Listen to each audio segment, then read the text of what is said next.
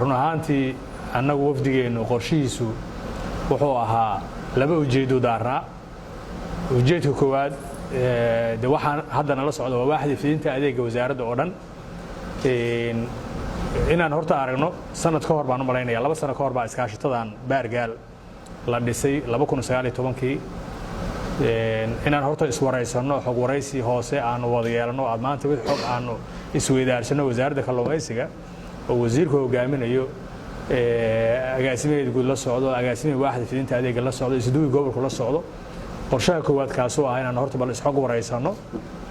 qorshaha labaadna wuxuu ahaa de magaalada baargaal oo goob muhiim ah oo goob kalluumaysi ah inaanu iyagana bal xaaladeedu guud aan aragno ilaahay idinka waxaan filaynaa de kolley ka maqnaan mayno waa wax badanna waan joogaynaa habeenada haddii ilaahayno marka de inaanu sidaanu kor ugu qaadi lahayn habka kalluumaysi iyo habka ilaalinta deegaanka laftigeedaba baa qorshahaygu labaad yahay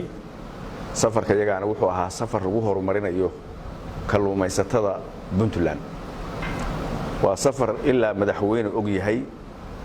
oo ku talagal ahaa oo meeshii markaan wax u diyaarsan yihiin waxa aan u wadnay inaan u geeyno meeshii baahi ka jidhana baahideeda aan soo qorno ka bacdina aan gaarsiino wixii ilaahay calaf ugu daray waxaan soo marnay sida la sheegay kulule meeshii la yiraahdo waxaan ka soo dhagax dhignay mashruuc ay baahi u qabaan runtii dadku kala tabaroon yahay aad bay u liiteen mashruuc baan ka soo dhagax dhignay aan rajaynayno inuu wax anfici doono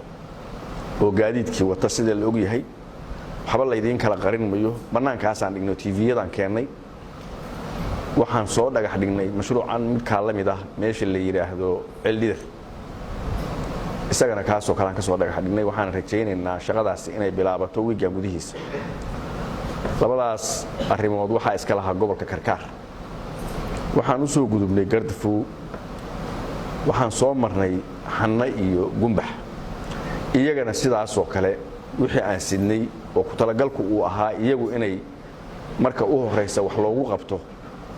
oo sida loo kala baahi badan yahay ilaahayna calafka ugu daray ay ku heleena iyagana sidaas oo kale aan soo dhagax dhignay iyaguna waa bilaabanayaan isla wiigan gudihiisa hadii alla waxaan soo maray Binna waan aragnay duruufaha iyo baahida ka jirta wixii ayna yiraahdeenna waa wadnaa wax xambaarsanaa waxa jira la isku wada waafaqsan yahay meesha aan ka soo bilownay iyo fadhigeenan maanta ah iyo meesha aan ku dambayn doono oo aan hubnaa jira isku wada waafaqsantihiin